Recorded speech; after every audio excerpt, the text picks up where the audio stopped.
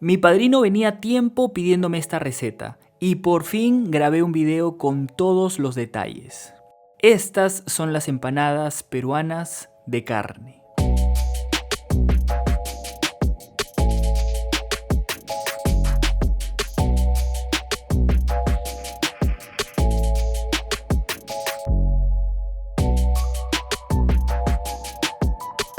Existen empanadas en toda Latinoamérica, lo sé, pero así las hacemos en Perú, y más precisamente en casi todas las panaderías y pastelerías limeñas. Esta vez utilicé medio kilo de harina común sin leudantes y una pizca o 5 gramos de sal como elementos secos, que después de tamizados mezclé con los elementos grasos. A mí me gusta utilizar una mitad de mantequilla y otra de manteca o grasa vegetal. Esta última es muy utilizada en pastelería comercial por su bajo costo y versatilidad. La mezcla de secos y grasas debe llegar a un punto de arena como es debido. A veces utilizo procesador para este tipo de masas, pero siempre se puede hacer a mano sobando y desintegrando la grasa poco a poco, que tiene que estar fría recién retirada de la refrigeradora para evitar que se caliente tan fácilmente. Luego, con el objetivo de amalgamar la mezcla, se le debe agregar un elemento líquido, que en esta receta se compone de la combinación de agua, azúcar y una yema de huevo.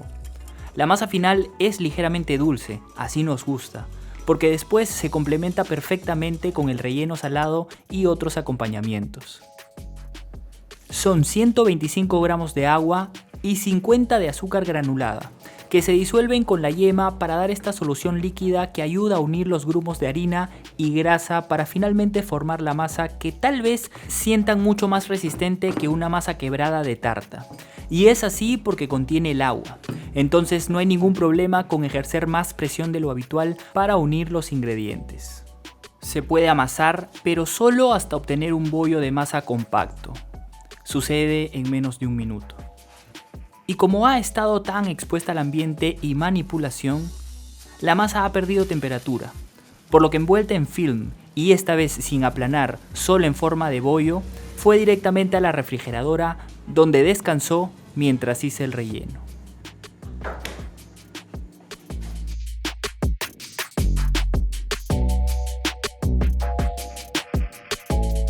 Conozco este relleno de toda la vida.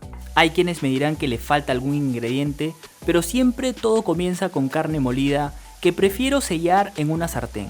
Aquí quise flambearla, pero no me salió. Lo importante es que solo se fría y nunca se sancoche porque pierde jugos la carne. Para eso la sartén debe estar bien caliente y el aceite también.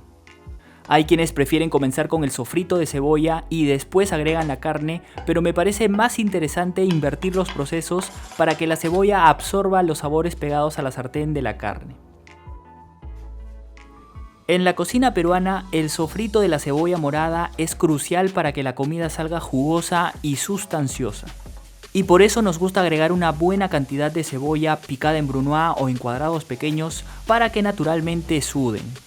En esta cocción se reduce el volumen inicial hasta casi el triple y ciertamente carameliza. Se nota porque cambia de color.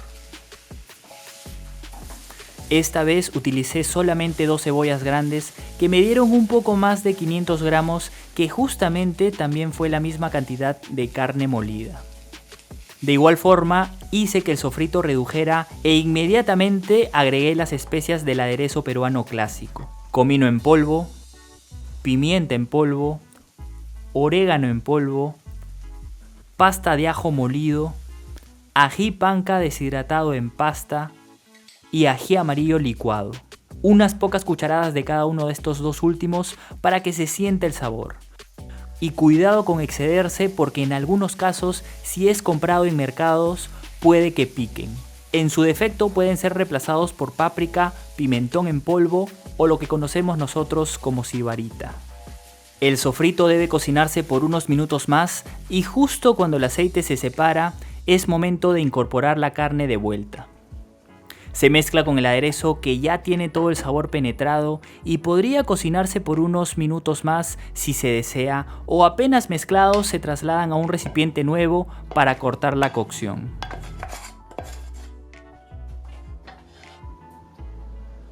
Finalmente me gusta agregar culantro y perejil cortados finamente.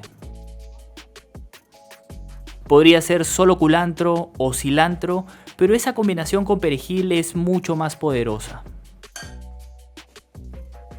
El relleno terminado descansa tapado en refrigeración hasta el momento de armar las empanadas.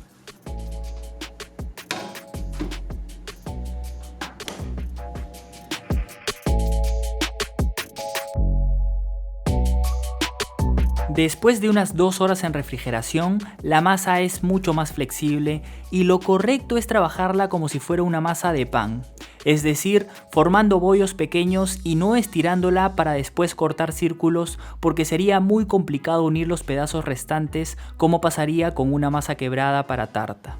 De esta masa salen 15 de entre 55 y 60 gramos y tal como si estuviéramos trabajando con plastilina, se tiene que formar una especie de cilindro con cada masita porque a partir de esa forma es que por fin se puede y debe estirar.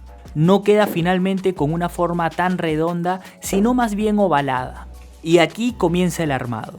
Me gusta colocar una buena cantidad de relleno porque luego se acomoda en el horno cuando infla la empanada. Una pincelada de agua en el contorno para que se peguen los extremos, luego un pedazo de aceituna y otro de huevo cocido y a doblar la masa para formar la empanada. Se ajusta el borde ejerciendo presión con los dedos y enseguida se recoge la masa restante enrollando hacia adentro desde el centro de la empanada para formar una especie de cadena. Así se van directamente a la placa engrasada o con papel para horno y se barnizan con huevo batido o únicamente con yema de huevo si se desea un color más dorado. Yo usé un huevo con una yema adicional.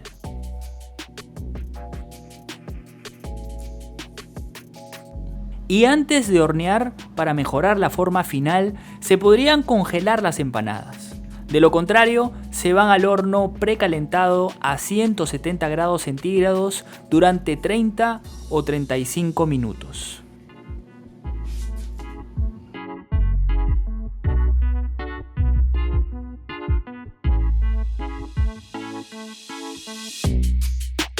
Salieron después de 35 minutos, en mi caso, crecieron correctamente y el dorado es precioso. Las dejé descansar por 1 hora y ya tibias, solo resta espolvorear un poco de azúcar glass. Tal vez no sea lo común en otros países, pero así las decoramos nosotros. Y así quedaron estas tremendas empanadas de carne.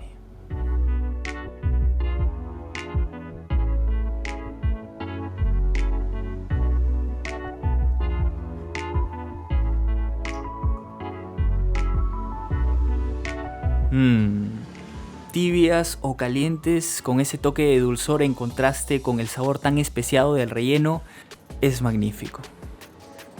Unas gotas de limón recién exprimido y ¡guau! Solo me faltó el ají. Pero bueno, espero que a mi padrino y a todo aquel que ya no vive en Perú le guste mi versión. Me cuentan después si las hacen. Nos vemos.